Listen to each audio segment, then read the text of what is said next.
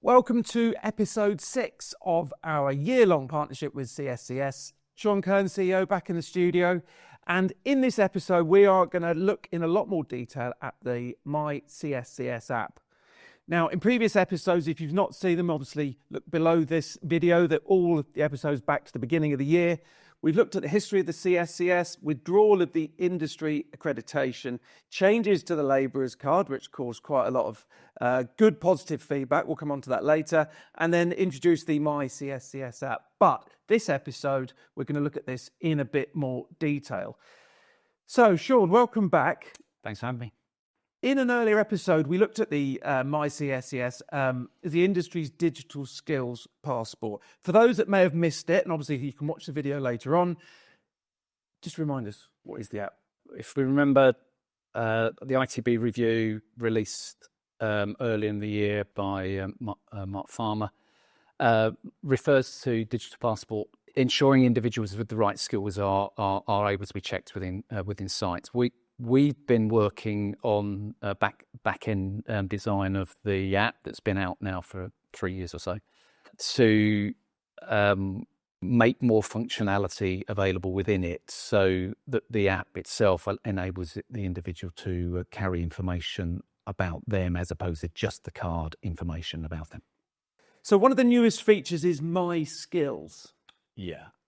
How does it work? And I think more importantly, what kind of information can the worker have on that card? Yeah, so when everybody applies to us at the moment for a physical card or which is also a digital card, its qualification, health and safety tests are primarily the documents we need as evidence. Going forward, what's now available in the My Skills aspect is for you yourself to be able to upload additional CPD, additional qualifications that you might have relevant to the construction trade, obviously.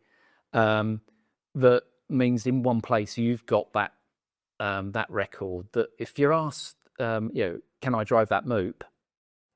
That CPD certificate you've got that you may have got from iPath or whoever, evidences that you've got the skills and competence to drive that machinery. So I think that it kind of answers itself, but the big thing I think a lot of people are going to be looking at, why is it so important that everybody, workers, etc., have got all of these qualifications in one place? Because under the Building Safety Act, there is now a greater duty on the employer and the duty holder to understand the skills and competence of the individuals on site. And therefore, the card, whilst it records the occupation that you're competent to be on site to do, the duty holder and the site managers need to be checking that the individual has the right card for the right job they're on site to do. And whilst they can check that through Smart Check, actually having that additional CPD to hand, that if you have that query as to whether you're skilled for that particular item, you're not going to go home to find a certificate. Just hold it in the app. Probably all going to be through the phone further down the line, through the app. Potentially. The way the industry's moving in a way, but I'm being a worker, I like to... Yeah, so one of the developments we're talking about, it's not available at the moment, but whatever's in the phone in the app will also be surfaceable whether you've only got the card with you. So they'd be able to, in checking the card, see that additional information. That's not available at the moment, but that's part of the developments we're looking at. So there's an updated feature in the app which is allowing workers to apply for their CSCS cards directly through My CSCS. How does this change the application process? Because you've listened to feedback, gone back. There are plenty of critique around the previous functionality that was available. We've listened to customers as to the functionality that needs to be there. We've listened to those in application, and that's the fundamental change that it is now going sitting through the app. So instead of applying for the card, start the process by uploading your qualification, which will take you down the route of which card that sits with. So it's kind of flipped. So it's a re-engineer process. Instead of having to go through a whole host of steps to get to because you started with I want this, just upload what you've got and it will tell you what that entitles you to. So it is a completely re-engineered process, which makes it much quicker and more intuitive.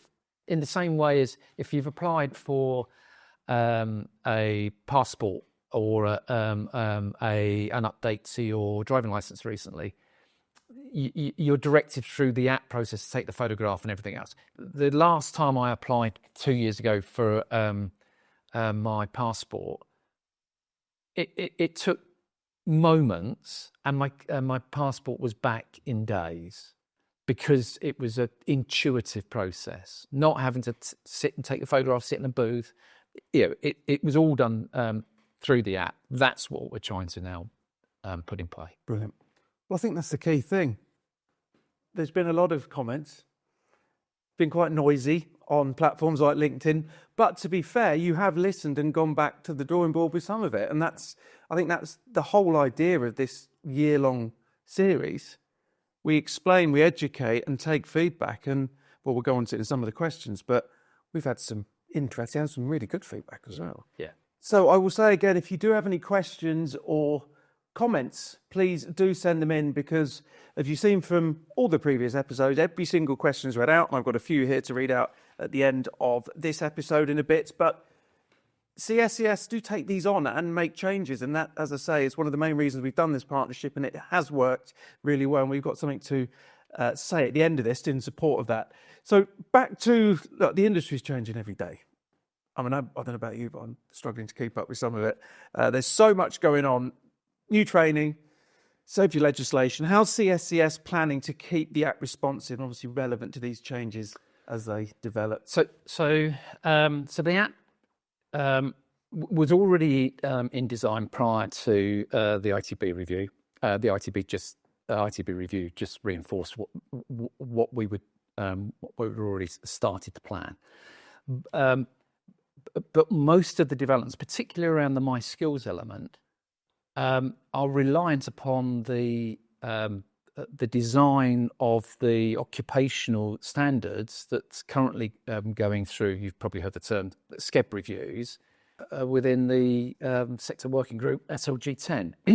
Too many acronyms, but so we don't sit anywhere near that. Shouldn't be sitting anywhere near that. And as we've said before, our job is to understand what the standards are, what the new standards may have been set at, which will be then ratified by CITB, and our job is then to be able to card to that new standard. So we've designed the My Skills so the functionality will be different for a chippy than it is for a brickie, or it might be for a roofer, because the skills components for those are different, and therefore the CPD record may need to be different. But it's all going in the same place, and it's still the details about you. So if you are a roofer and a chippy, that'll all be incorporated in the same My Skill. It's your skill. We've got a good question on that, actually. So finally, this is all sort of tying in with the card checking on site, the CSCS Smart Check. Yeah. It'd be great in layman's terms, as you said, not too many acronyms because there's so many out there. How can you explain the My CSCS links with Smart Check and give us a preview of what we're going to cover in episode 7 when we take a close look at the card checking process? So at the moment, it's the card and the detail that's on it and in it, which is basically qualification, health and safety test. Yours and my details.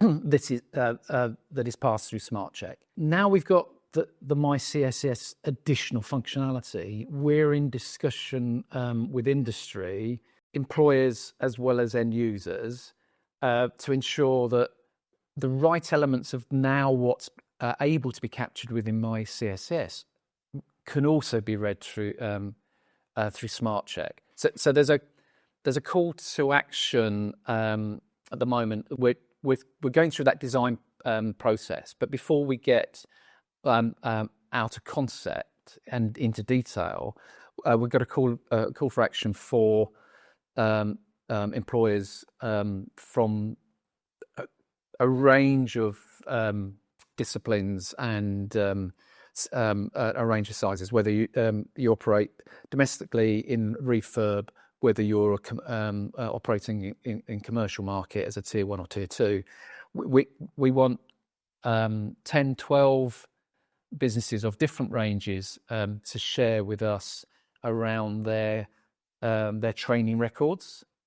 So therefore, how we might then be able to get them through an API to upload the information they hold on Sean Kearns into my CSCS, the My Skills app, because I can't find my cert, but I know my employer's got it. So therefore, My CSCS app, it has the information on me that my employer holds, and therefore we're trying to get a pilot together to understand what we need to do. Now, questions. This is the bit that usually people perk up for. What have we got? We've got 3 for this week. This is I like this question a lot, but I think my second guess is it needs to be cleared up, the answer, if this makes sense. Okay, so, let's go. Again, just read this straight out. Many that haven't been on site struggle to pass first time by small margins. Could the threshold be lowered to 40 out of 50 for those that apply for red card with a second test needed after 6 months? I think that's a great question. Great question, and actually probably goes back to our first or second podcast, because actually it's not our test. That's so it's a CITB health and safety test or an equivalent, but primarily the CITB health and safety test. We don't set the standard. CITB will set that standard. So I'll take that question back and feed that back to them. But one of the things that I'm not sure whether that particular questioner is aware of, CITB have some pre-test information as well. So if you're like not old school mocks, yeah, you can call it that. Yeah. So therefore, if you're going straight to test, you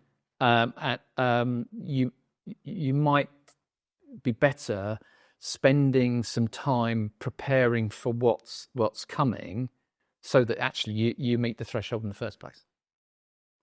If you didn't know that, go and have a look. The extra help is there for people sitting these tests. I'm certainly not an academic, and I learnt that today, so great information. Right, second question. Kind of similar to the first, maybe. Please, can you explain the relationship between CSCS and CLC and how it works?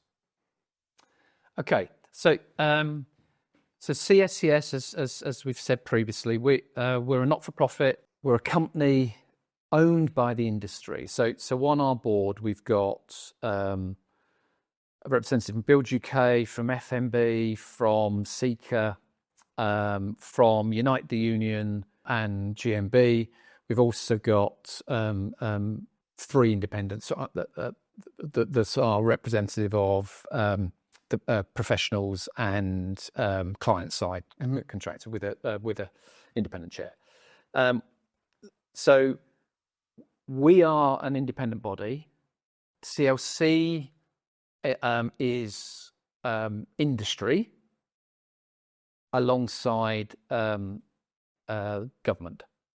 I think one thing I think is important to make clear, because not everyone knows this, obviously CSCS, you're paid for employees, whereas CLC are volunteers. I think a lot of people cross that over, that who does what and where do people sit.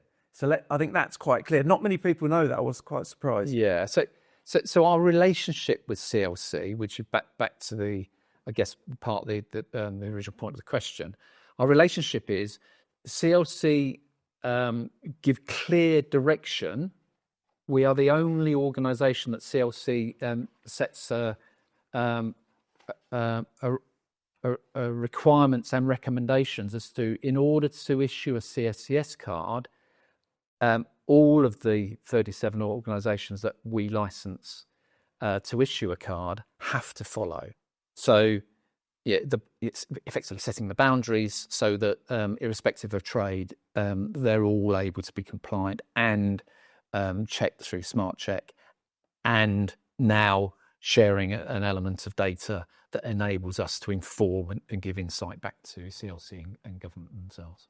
Brilliant. Hope that clears it up. Now, last question. I actually could have written this myself because I cannot wait to hear what the answer is. And it's a great question. Why aren't CSCS cards required when I work in someone's house? Really good question. Really good question. So, historically, traditionally, the CSCS card has come about because of health and safety incidents on major sites, and therefore it's a tier one commercial operators that have fully endorsed for decades the need for health and safety tests and delivery within that setting. Because of Building Safety Act and Grenfell, there is now an expectation that competence applies within any discipline. So whilst at the moment, as a domestic builder, you're not required to have a card in that setting because you're not going to be checked. We're in that dialogue now where whether you're undertaking maintenance, refurb, whether you're on domestic build or domestic refit, so particularly around environmental improvements. So upgrading insulation, heating, solar, all of that expectation is, and it's coming, that you will need to be carded in order to be able to demonstrate to the householder that you're skilled and competent. And actually, for those that are operating in those environments, to get a commercial benefit and get ahead of the game, start applying now, because actually it will give you an additional point of difference if you can evidence to the homeowner that your guys are skilled and competent, and their cards will evidence that. To me, that was my bread and butter, for I don't know how many years, residential extensions, refurbs. So as we record this, the Friday, Saturday, Sunday, I'm going to do my talks at Home Building Renovating Exhibition. We've obviously throughout the country, Excel is this weekend and NEC, etc. But the $1 million question that I get asked every single time I talk, how do we stop cowboys coming into our house? Yeah. This to me is one of the biggest things to hit the residential side of the market. So home improvement more than construction. Yeah. And it's about time. And I think we're going in the next episode, we're going to talk about a Smart Check. But to the householder now, you can download the app and check that card. So it's not just it wouldn't just be a physical check. They can actually check that it's valid. So there is no additional tech that we need to deploy to be able to, for you to do that tomorrow with somebody walking into your house, or you can do it this afternoon to somebody walking into your house. I think we might have to do another podcast, and this is just brilliant. Episode 6 come to an end, and next episode, number 7, a deep dive into the CSCS Smart Check. Join us then.